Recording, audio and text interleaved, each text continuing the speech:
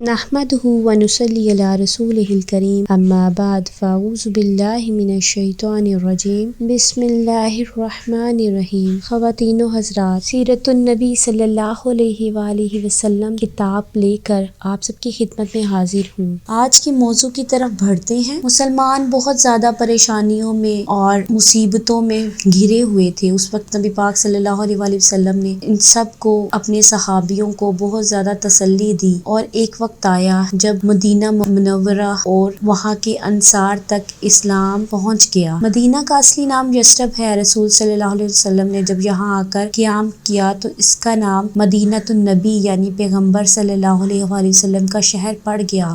یہ شہر مدتوں سے آباد ہے۔ بہت قدیم زمانے میں یہودی یہاں آ کر آباد ہوئے، ان کی نسلیں کثرت سے پھیلیں اور مدینہ کے اطراف سے اس میں قبضے میں آ گئے۔ انہوں نے مدینہ اور اس کی حوالی میں چھوٹے چھوٹے قلعے بنا لیے اور اس میں سکونت رکھتے تھے۔ انصار اصل میں یمن کے رہنے والے اور کتھان کے خاندان سے تھے۔ یمن میں جب مشہور سیلاب آیا جس کو سیل ارم کہتے ہیں، یہ لوگ یمن سے نکل کر مدینہ میں آباد ہوئے۔ یہ دو بھائی تھے، اوس اور خزرج۔ تمام انصار انہی دو کے خاندان سے ہیں۔ یہ خاندان جب یثرب میں آیا تو یہود نہایت اقتدار اور اثر رکھتے تھے۔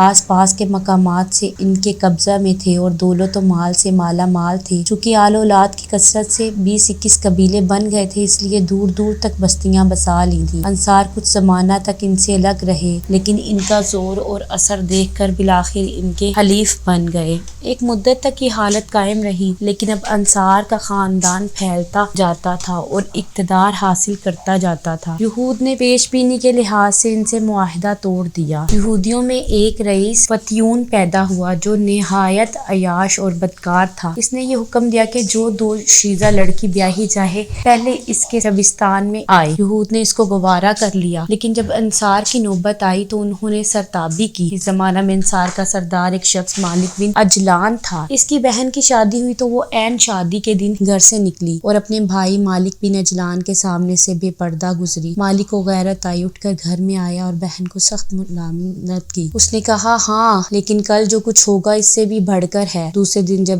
حسب دستور جب مالک کی بہن دلہن بن کر فتیون کی خلوت گاہ میں گئی تو مالک بھی زنانے کپڑے پہن کر سہیلیوں کے ساتھ گیا اور فتیون کو قتل کر کے شام کو بھاگ گیا۔ یہاں غسانیوں کی حکومت تھی اور ابو حبلہ حکمران تھے۔ اس نے یہ حالات سنے تو ایک فوج گراں لے کر اوس و خزرج کے رؤسا کو بلا کر ان کی خلعت اور صلے دیے۔ پھر روز آئے، یہود کی دعوت کی اور ایک ایک کو دھوکے سے قتل کرا دیا۔ یہود کا زور اب ٹوٹ گیا اور انصار نے نئے سرے سے قوت حاصل کی۔ انصار نے مدینہ اور حوالی مدینہ میں کثرت سے چھوٹے چھوٹے قلعے بنا لیے۔ اوس اور خزرج ایک مدت تک باہم متحد رہے، لیکن پھر عرب کی فطرت کے موافق خانہ جنگیاں شروع ہو گئیں اور سخت خونریز لڑائیاں ہوئیں۔ سب سے اخیر لڑائی جس کو بعث کہتے ہیں، ایسے زور کا مارکا ہوا کہ دونوں خاندانوں کے تمام نامور لڑ کر مر گئے۔ انصار اب اس قدر ضعیف ہو گئے کہ انہوں نے قریش کے پاس سفارت بھیجی کہ ہم کو حلیف بنا لیجیے، لیکن ابو جہل نے معاملہ درہم برہم کر دیا۔ انصار گو بت پرست تھے، تاہم چونکہ یہود سے میل جول تھے اس لیے نبوت اور کتب آسمانی سے گوش آشنا تھے۔ یہاں یہود سے انصار گونا رقابت رکھتے تھے، لیکن ان کے علمی فضل و کمال کے معترف تھے۔ یہود نے مدینہ میں جو علمی مدارس قائم کیے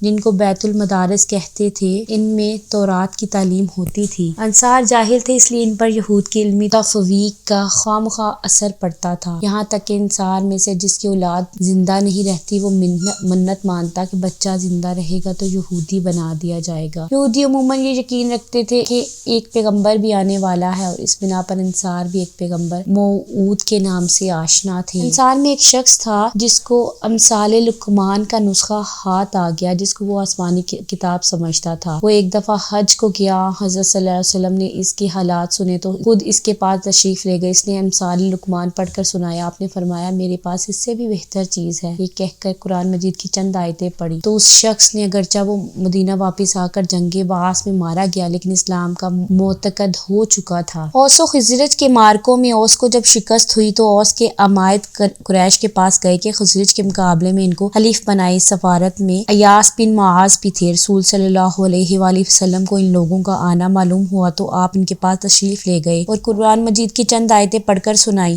ایاس ایاس نے ساتھیوں سے کہا خدا کی قسم تم جس غرض کے لیے آئے ہو یہ کام اس سے بہتر ہے، لیکن قافلہ سالار نے کنکریاں اٹھا کر ان کے منہ پر ماری اور کہا ہم اس کام کے لیے نہیں آئے۔ اس کے بعد بعاث کا معرکہ پیش آ گیا اور ایاس حضرت صلی اللہ علیہ وسلم کی ہجرت سے پہلے انتقال کر گئے۔ لوگوں کا بیان ہے کہ مرتے وقت ایاس کی زبان پر تکبیر جاری تھی۔ انصار کے اسلام لانے کی ابتدا 10 نبوی۔ جیسا کہ اوپر گزر چکا ہے، حضرت صلی اللہ علیہ وسلم کا معمول تھا کہ حج کے زمانہ میں رؤسائے قبائل کے پاس جا کر تبلیغ اسلام کرتے تھے۔ اس سال رجب 10 نبوی میں جب آپ متعدد قبائل کے پاس تشریف لے کر گئے، عقبہ کے پاس جہاں اب مسجد العقبہ ہے، خزرج کے چند اشخاص آپ کو نظر آئے۔ آپ نے ان سے نام و نسب پوچھا۔ انہوں نے کہا خزرج۔ آپ نے دعوت اسلام دی اور قرآن مجید کی آیتیں سنائیں۔ ان لوگوں نے ایک دوسرے کی طرف دیکھا اور کہا دیکھو یہود ہم سے اس اولویت میں بازی نہ لے جائیں۔ یہ کہہ کر سب نے ایک ساتھ اسلام قبول کیا۔ یہ 6 شخص تھے جن کے نام حسب ذیل ہیں۔ بیعت عقبہ